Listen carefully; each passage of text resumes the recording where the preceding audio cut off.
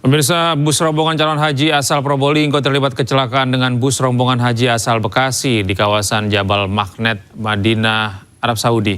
Kecelakaan mengakibatkan 10 orang terluka.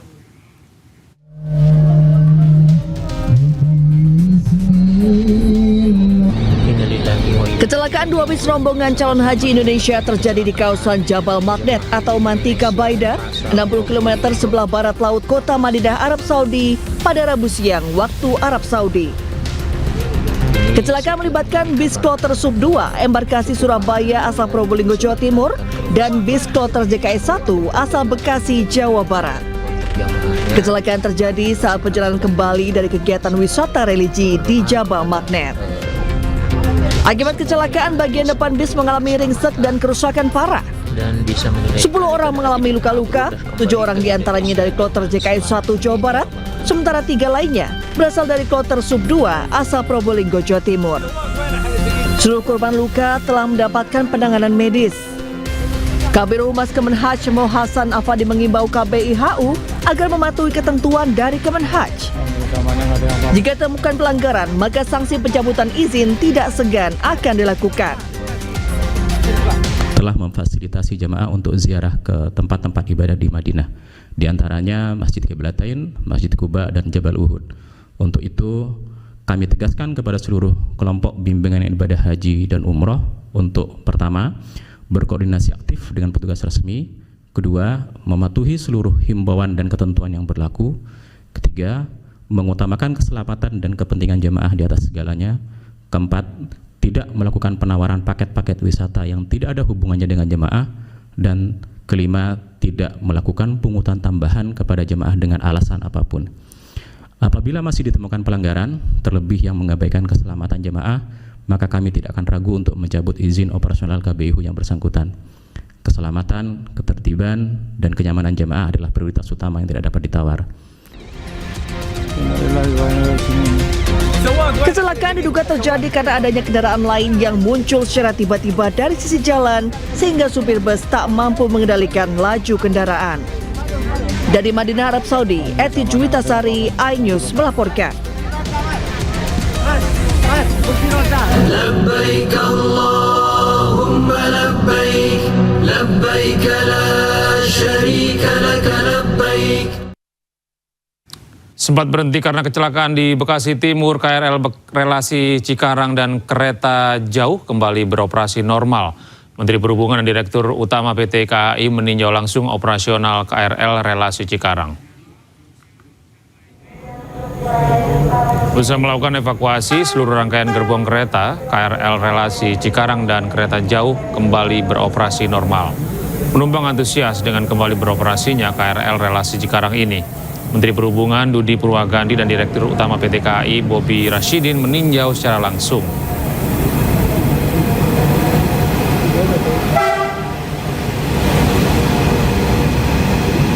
Labbaik Allahumma labbaik, labbaik la syarika laka labbaik.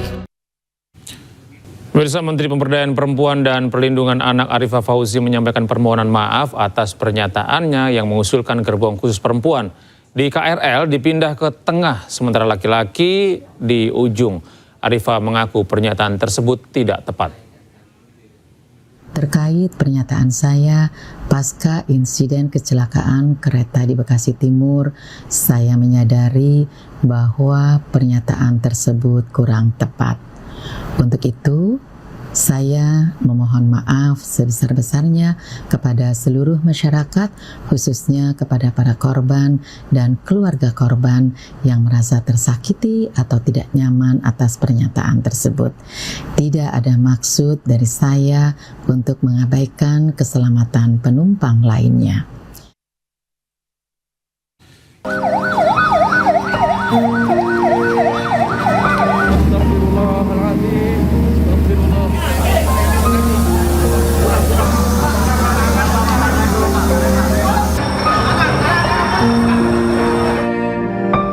Tragedi tabrakan KRL komuter lain dengan kereta jarak jauh Argo Bromo Anggrek di Bekasi, Jawa Barat menyisakan kisah pilu.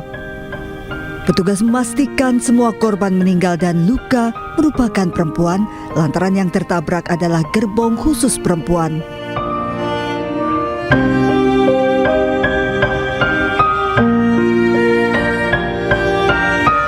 Sejumlah warganet membagikan cerita terkait banyaknya kantong berisi asi perah berceceran di gerbong wanita yang tertabrak.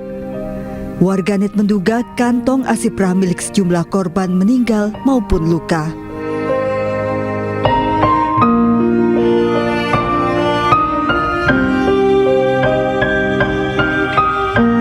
Selain itu ada juga warganet yang mengunggah sebuah foto seorang pria yang tengah memeluk box tempat menyimpan asi perah sambil menahan tangis.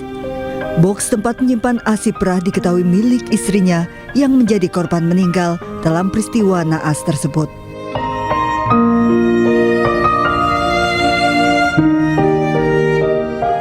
Kita beralih ke informasi lain pemirsa, sejumlah advokat dan ormas Islam berencana melaporkan 3 orang terkait penyebaran potongan video ceramah Yusuf Kala. Sebelumnya sejumlah tokoh ormas Islam bertemu dengan Yusuf Kala di kediamannya di kawasan Brawijaya, Jakarta Selatan. Pertemuan membahas polemik video ceramah yang dituduh mengandung penistaan agama.